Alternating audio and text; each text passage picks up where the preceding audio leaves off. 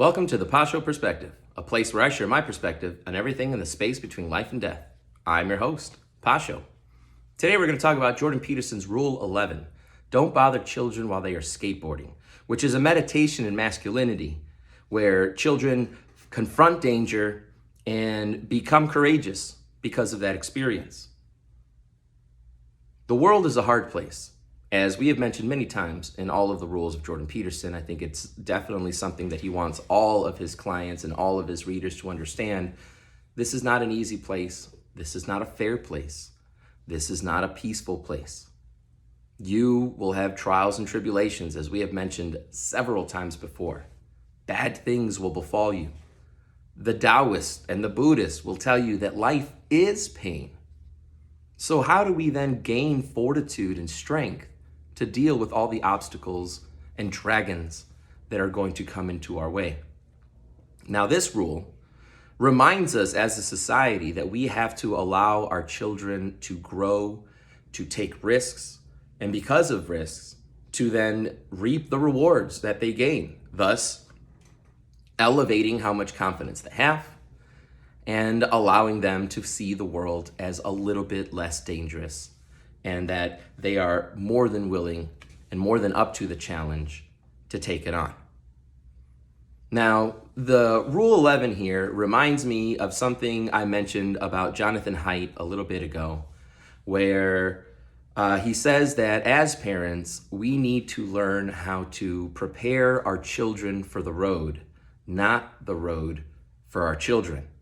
And I really find that, especially in today's time because of COVID, we are falling into this helicopter parent trap where, because we are so afraid and so concerned about our children's health and safety, that we are going to forego the human experience of confronting threatening things and feeling the sweet taste of overcoming those obstacles and slaying those dragons. You know, it reminds me also during the same conversation of Jonathan Haidt about Nassim Taleb's quote, that, or not quote, but his idea on anti-fragility, that we need to make children understand that when bad things befall them, when their heart is broken, when friendships end, when their pet, God forbid, expires, let's say, we need to be able to find that strength and that fortitude to deal with those obstacles and those, events that will certainly befall us in our life, because nobody gets to escape those things, unfortunately. Today I was looking at my iPhone and, that sends me updates of, different pictures and, portfolios and albums that it puts together. And there was one called Pets, and I looked at it, and it was, with my cat Blizzard, that he was this beautiful white cat that my wife had. And then when I met my wife, he became my, cat and kind of my best friend. And, it really hurt, when he left. And it was my first animal that I had to, take in, as it were. I was very lucky. My father has been such a great man, and all of my other animals that I've had in my life, when they had reached their time and it was, more humane to let them go than allow them to continue suffering, he would take them in. And so Blizzard was my first pet that I had to do this. And I loved him, and it broke my heart. But I knew that this wasn't the end. I knew that life would keep going, and, everything happens for a reason. I really believe that our Father has it all written out and all ready to go, and that my life and Blizzard's life intersected, as well as with my wife, because we were deemed to be together. Maybe I helped him with his last years of his life. He certainly helped me with a lot of my, stress and anxiety and sadness whenever I felt them. It's not like I don't deal with those things on a daily basis, but, he always knew when I had a bad day or an off day, and he'd come up to me and hang out with me. And so, we need to learn that. We need to learn that quality, because otherwise what happens to your kid if you don't allow them to deal with the inevitable that's going to happen in life? When it does happen, how will they respond? We can't pretend that there's nothing good in the world. We can't shelter and hide our children away from all of the bad things. You know, this also reminds me of a great speech from Jordan Peterson in regards to Sleeping Beauty. I'll put it in the link so you can check it out, but his take on Sleeping Beauty is that the parents of Sleeping Beauty, you know, the king and the queen were old. Sleeping Beauty was the only child that they had, and because they were, you know, in their later years and it was their only child, they were overtly overprotective on her, to the point where on her 18th birthday, and they throw a big party, they don't invite Maleficent. In other words, they are parents who are trying to hide evil and bad in the world from their kids, as if you could ever do such a thing. And so what happens? Well, Maleficent comes to the party anyway, because there's no way to exist in this life without her. And she makes a curse, and you know, she predicts that there's going to be a spindle, and she's going to put her finger on it, right? And then she's going to go to sleep. And what do the parents do, you know, when they find out about this? Do they teach her about how to be brave and how to, you know, avoid spindles, or at least be wise enough to put on a thimble that you can still, you know, play around with it? I mean, I don't know if that makes any sense. I'm not a crocheter or knitter or, you know, thimble wearing yarn spinning person, but you know, I would imagine there's something, right, that they could have taught her that could have then prepared her for when she did encounter, you know, one of those spinning wheels, and then she won't touch it, right? There won't be that curiosity, and then she's not going to pass out, or not pass out, but she won't go to sleep, right, until the prince comes and wakes her up. And even his take on the prince is really cool too. You know, that it's not necessarily a man needs to save a woman, but this woman can't continue to be weak and wimpish all the time. You know, there has to be a balance, that women need to have strength, just like men need to have some kind of, you know, compassion and sensitivity and nurturing to them as well. Otherwise, they're not a complete figure. You know, you have to have both. And so because her parents never encouraged her to become stronger, they never helped her in gathering more tools and information and stuff, she doesn't know how to respond when she sees a spinning wheel. You know, I think they make a decree where all spinning wheels had to be brought to the castle, and they put it up in a tower. And, you know, of course, Sleeping Beauty makes her way there. And because she wasn't prepared for it, you know, she's kind of enamored and hypnotized into then touching it. You know, if you don't say its name, right, like we talked about before, you can't then address it. And so they never gave her that opportunity. You know, are we doing the same thing to our kids? Are we teaching them about the evils in the world and letting them know that, hey, the school board is trying to teach you about this stuff and you need to know the truth? You know, and the state is trying to push this stuff and you need to know the truth. Or are you just telling them, don't worry about it, it'll all work itself out?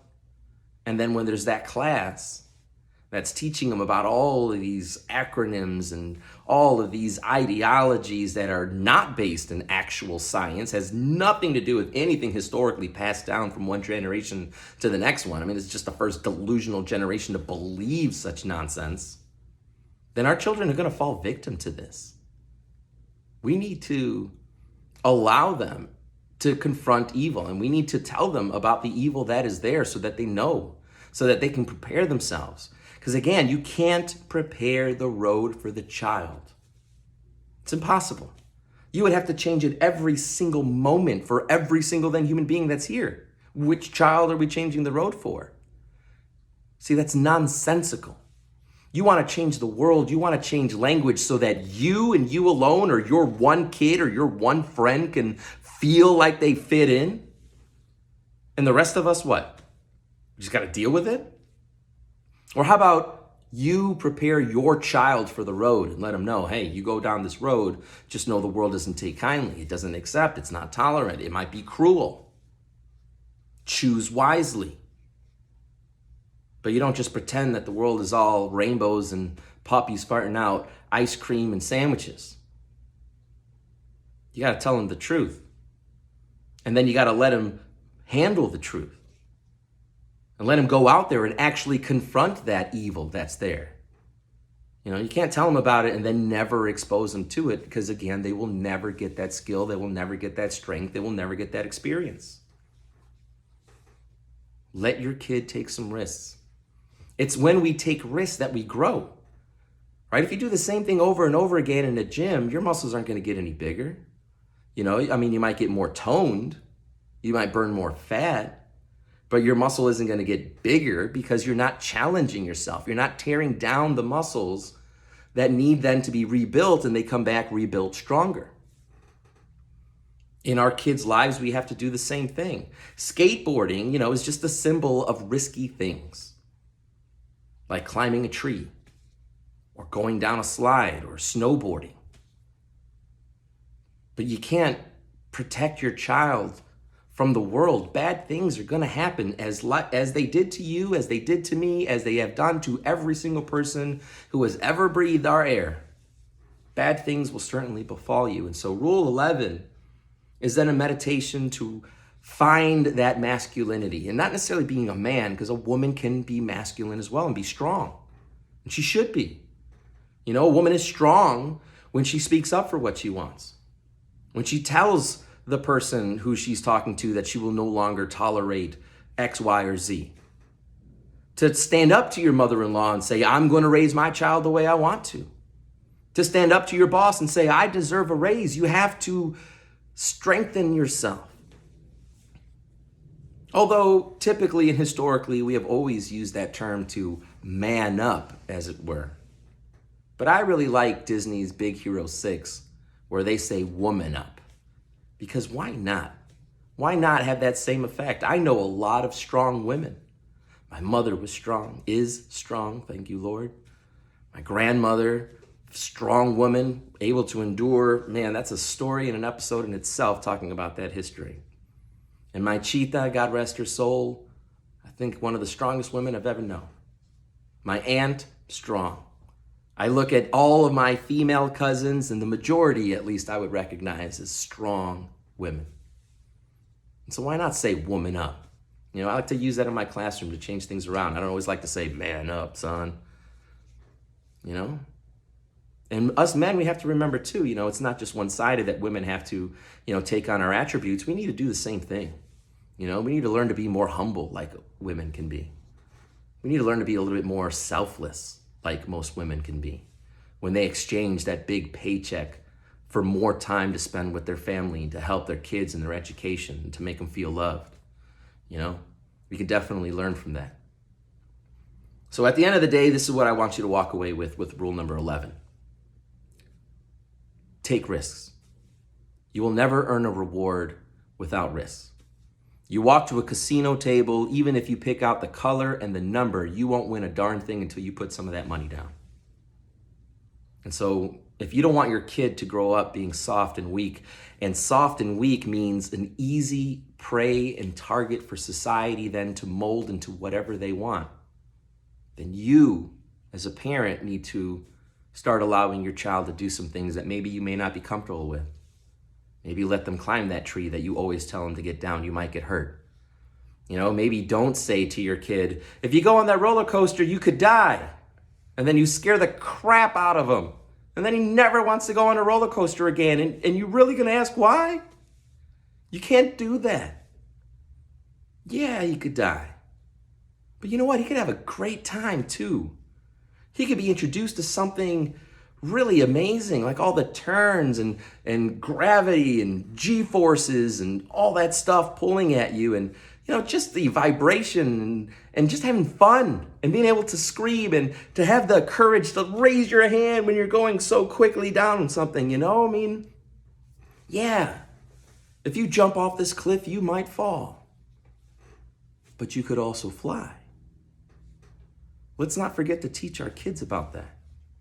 Let's not be so afraid that we no longer let our kids go and hang out with their friends in the front yard or even the backyard or just in the neighborhood. Let them go. How else are they going to take on the world? How else are they going to deal with strangers? How else are they going to prove themselves in that I can resist peer pressure and I will say no when my friends offer me things that I know are not right and healthy for me? If you never give them that experience, how will they know? How will they fine-tune it and master it? You have to give them that example. You have to allow them to do those things. And if they fall down and they break their arm, so be it. We are not fragile. It did not shatter to a million pieces that now you have to glue back together to create an arm. It's broken. It will heal. And that child will learn a lesson that some risks come with a cost. Pain isn't the end. I still lived. My arm healed. I climbed that tree again, and this time I didn't fall. Don't deprive your kids of the human experience because of your fears and your inadequacies with the world. If you want your children to change this country, this great country, back to the great country that it could be again, it's going to start with men and women who are not afraid to show their mask, not afraid to breathe fresh air, not afraid to speak the truth and say, no, that's wrong. No generation in history has ever believed this trash, filth, garbage you are spewing. The only way to fix reality is to deal with reality, so I will not accept your ungrounded, fallacious claims. But you have to teach them how to do that. You have to give them opportunities to do that. And yeah, sometimes consequences are going to happen. If you revert to ad hominem and call somebody a name, expect a Mike Tyson to the face. And it'll teach you maybe to listen a little bit more than to talk. And to not pick fights with Iron Mike on an airplane. Man, are you kidding me? But anyway, it is these people who push things to the limit that make us stand in awe.